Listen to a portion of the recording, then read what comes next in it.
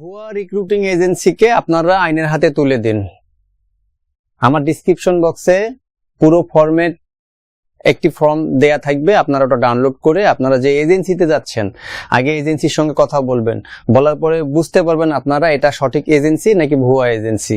যদি সঠিক এজেন্সি হয় তাহলে তাদের আরএল নাম্বার থাকবে, আর যাদের আরএল নাম্বার থাকবে না আপনারা জানবেন এটি ভুয়া রিক্রুটিং এজেন্সি।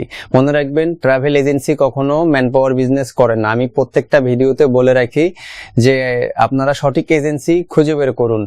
বাংলাদেশ সরকার নিবন্ধিত 2273টি রিক্রুটিং এজেন্সি, আমার ডিসক্রিপশন বক্সে এই এজেন্সিগুলোর নাম, ঠিকানা ও মোবাইল নাম্বার দেয়া রয়েছে।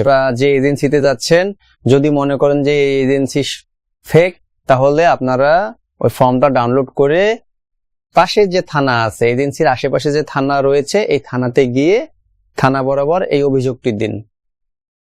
এটা আপনাদের দায়িত্ব।